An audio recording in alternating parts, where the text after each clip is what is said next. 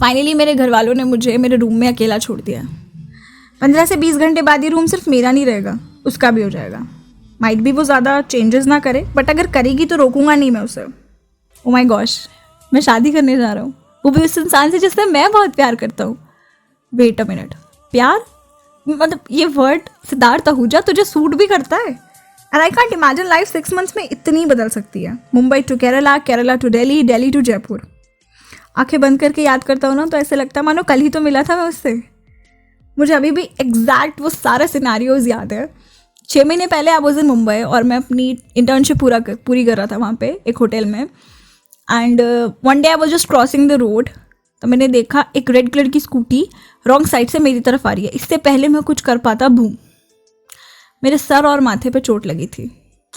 मैंने उठ के अपने कपड़े झाड़े और कपड़े झाड़ ही रहा था कि पीछे से आवाज़ आई, ए हलकट, तुझे नहीं लगता कि कोई गिरा है तो उसकी हेल्प करनी चाहिए प्लीज़? मैंने पलट के देखा, रेड कलर की स्कूटी और उसके नीचे लड़की, क्यूट लग रही थी वो गिरी हुई। मैंने उसकी हेल्प करी एंड शी सेड, यार तेरे तो माथे पे चोट लगी है, एक काम कर, चल डॉक्टर के पास चलते हैं, मेरे भी घुटने पे लग गई है। And I was so amazed कि क्या है ये लड़की। एंड शी सेड कि यार मैं स्कूटी चलाना सीख रही हूँ। और आई वाज लाइक, तुम्हें स्कूटी चलानी नहीं आती है और तुम ऐसी मतलब सड़कों पे घूम रही हो? शी सेड, अरे सड़क पे घूमोगी तभी तो आएगी। And that was the first day I met Jenny. Jenny Goa से थी और वही फैशन डिज़ाइनिंग का कोर्स करने यहाँ पे आई थी और उसको खुद का अपना फैशन हाउस खोलना था। एंड उसकी वाइब इतनी पॉजिटिव थी ना, और हम दोनों पता ही नहीं लगा हम कब दोस्त बन गए। Short girl, blood cut, become my bestie. And you know what, according to we both, night life is the best life. वैसे तो हम दोनों को दिन में टाइम नहीं मिलता था, तो हम यूजुअली रात को हैंग आउट करते थे और यूजुअली हम वीकेंड्स पे हैंग आउट करते थे। तो वो भी एक वीकेंड था, बट उस वीकेंड मेरा बिल्कुल मन नहीं था बाहर जाने का। तो जेनी सेड, यार चलना प्लीज़, चलना घूम के आते हैं, चलना प्लीज़ घूम के आते हैं, क्या करेगा, तो सोएगा ही तो सही। एंड आई अग्रीड कि ठीक है, हम आइसक्रीम खाएंगे, वापस आ जाएंगे, डन। शी सेड ओके ठीक है। फिर हम बाहर गए घूमने के लिए। 2.5 घंटे उसने मुझे मुंबई की सड़कों पे इधर उधर घुमाया और फिर कहती है चल आइसक्रीम खा के घर चलते हैं। मैंने कहा ओके ठीक है। एंड मैंने एक कार लगाई आइसक्रीम स्टॉल के पास और मैं मस्त अपना कार में मस्त गाने सुन रहा था। एंड जेनी गई आइसक्रीम लेने के लिए। तो आइसक्रीम स्टॉल के जस्ट 2 या 4 कदम आगे एक कपल था, वो लड़ रहा था। और वो कपल लड़ रहा होगा, पता नहीं, ऐसे देखने में तो मुझे ऐसे लग रहा था कि लड़ रहा था, पर मेरा पूरा फोकस था ना उस लड़की पर टिक गया। वो लड़की ने वाइट कलर की ड्रेस पहन रखी थी और उसके लंबे भूरे वेवी कलर के बाल थे। वो रो रही थी और साथ साथ अपने को काम डाउन करने की कोशिश कर रही थी, लंबी लंबी सांसें लेके। वो लड़का ना उस पर कंटिन्यूसली, देखने में ऐसा लग रहा था कि वो चीख रहा है और वो कंटिन्यूसली चीख रहा और धक्के मार रहा था। And I was, you know what, कि मेरे को ये लग रहा था कि यार जिस तरीके से धक्के मार रहा है ना, कहीं ऐसा ना हो कि कोई गाड़ी या कुछ इसको हिट कर जाए। और सिचुएशन मुझे थोड़ी अजीब सी ही लग रही थी और मेरा पूरा फोकस उस लड़की पे ही था। वो बहुत बहुत बहुत सुंदर लग रही थी, रोते हुए भी सुंदर लग रही थी, सोचो। एंड मैं ये सोच ही रहा था कि अचानक से जेनी ने मेरे कार का शीशा नॉक किया।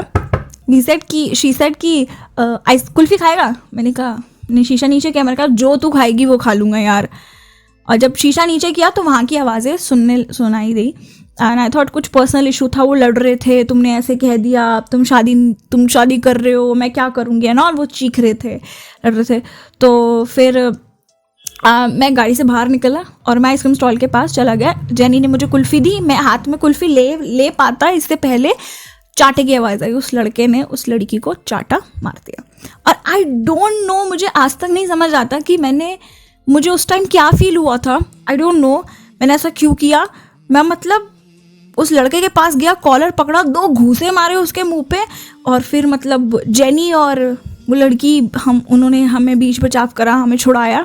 एंड गेस व्हाट, वो लड़की मेरे पे चीख के मुझे बोल रही थी कि हाउ डे यू, मेरा बॉयफ्रेंड है, ये है वो है। And I said very good madam, Bravo, पिटो इससे सड़क पे, तुम्हारा बॉयफ्रेंड है तो। हाँ, लड़ाई हो गई। एंड देन लोग आके बीच बचाव करने लगे और हम थोड़ा मैं और जेनिफर साइड हो गए।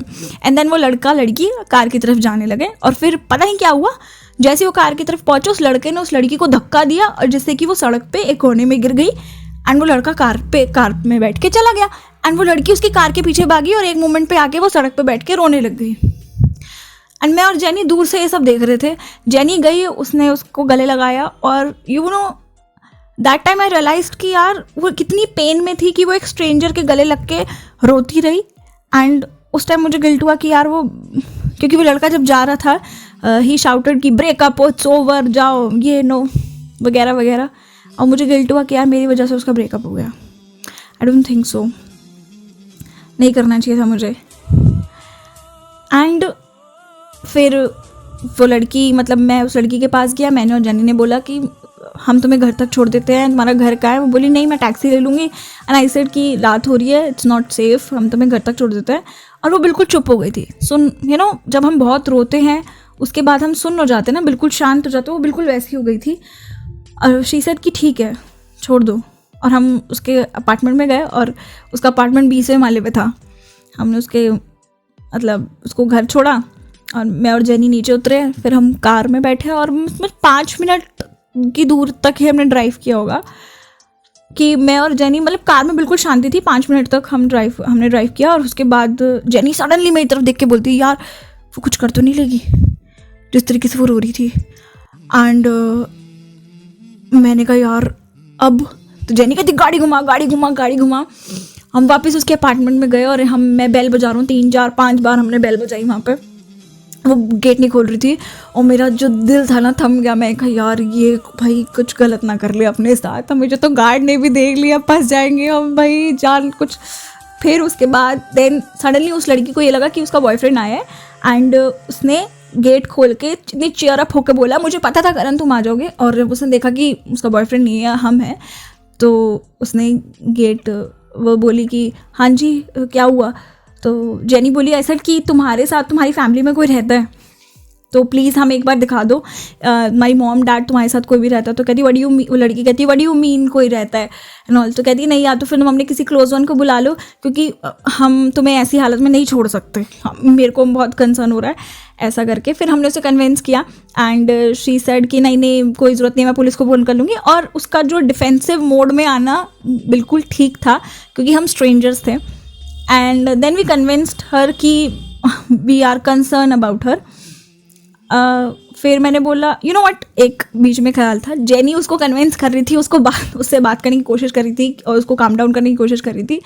पर मैं उसकी शक्ल देख रहा था कि वो इतना रोई है ना कि उसका फेस बिल्कुल लाल था, उसकी आंखें सूज गई थी, उसके लिप्स बिल्कुल पिंक हो गए थे। And I just wanted to kiss her right now. मेरा मन कर रहा था कि मैं किस कर दूँ इस लड़की को, यार ये कितनी क्यूट लग रही थी। सॉरी, लड़कों के दिमाग में ऐसे ख्याल आ जाते हैं। एंड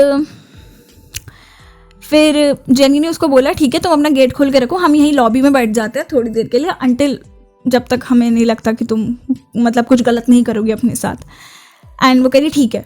फिर वो अंदर चली गई, गेट खुला था उसका मेन गेट, हम दोनों लॉबी में बैठे रहे 5-10 मिनट। 10 मिनट बाद उसने बोला कि अंदर आ जाओ, कॉफ़ी पियोगे? फिर हम अंदर गए and she start talking and she introduce herself that her name is Nikita Krishnamurthy. And मैंने बताया, मैं कहा मैं Siddharth Ahuja and Jennifer Freddy.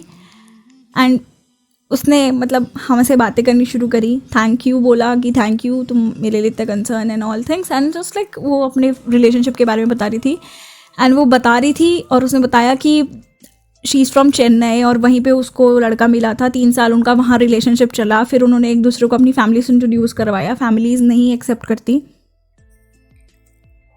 एक दूसरे को उन्होंने एक्सेप्ट नहीं करा। फिर फिर वो लड़का यहाँ मुंबई में शिफ्ट हो गया, ये अपनी पूरी फैमिली छोड़ के, अपने घर वाले छोड़ के यहाँ पर उस लड़के के साथ यहाँ पर आ गई। 3 साल से वो यहाँ पे रह रही है इसके साथ। सडनली उस लड़के ने बोला कि मेरी शादी फिक्स हो गई है, I can't marry with you. And now guess what, इस लड़की ने 3 साल से अपने माँ बाप से बात तक नहीं करी। एंड शी सेड कि यार अब उसकी शादी हो जाएगी तो मैं क्या करूँगी, मैं अपने घर भी नहीं जा सकती वापस। और वो बोलते बोलते रो रही थी और रोते रोते सो गई। और यू नो व्हाट, नींद में भी बोल रही थी। और मैं उसको एक टक देख रहा था कि कितनी स्ट्रॉन्ग है वो, कितनी हिम्मत वाली है कि वो अपने प्यार के लिए इतनी दूर आ गई। उसने अपना घर बार सब छोड़ दिया, स्ट्रॉन्ग है, इंडिपेंडेंट है और ब्यूटीफुल है। उस गधे ने इसको छोड़ा क्यों, वो भी लड़ सकता था इसके लिए, पर नहीं, हो सकता है कुछ और बात हो, या don't know, we don't know the whole story. तो जेनी कहती है कि मैं जाती हूँ ब्लैंकेट देख के आती हूँ, देखो ये ब्लैंकेट हो। जेनी अंदर रूम में गई ब्लैंकेट लेने, और मैं उसे देख रहा था। फिर मैंने उसके पास काउच पे एक नोट छोड़ा कि आई नो ये रात तुम्हारे लिए बहुत डार्क थी, आने वाला सवेरा बहुत ब्राइट होगा, और जितना तुमने आज रोया है ना, मुझे ऐसा लगता है ज़िंदगी भर का आज रो लिया है, अब आगे तुम्हें कभी रोना नहीं पड़ेगा। Believe me, start a new chapter of your life, start a new story. Believe me, life is very beautiful. And as you told कि तुम्हारा कोई दोस्त नहीं है, मैं और जेनी भी अपने अपने घरों से दूर यहाँ पे अकेले ही रहते हैं, तो whenever you want to talk, ये नंबर है, यू कैन कॉल अस। ये मत सोचना कि एक लड़का छोड़ के गया और दूसरा कांधा दे रहा है। एज अ फ्रेंड तुम कभी भी बात कर सकती हो, खुल के बात कर सकती हो, मैं जज नहीं करूँगा। Goodbye, good night. और मैं ये नोट छोड़ करके मैं और जेनी वहाँ से निकल आए।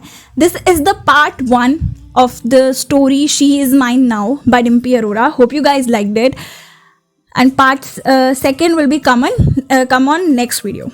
Bye bye.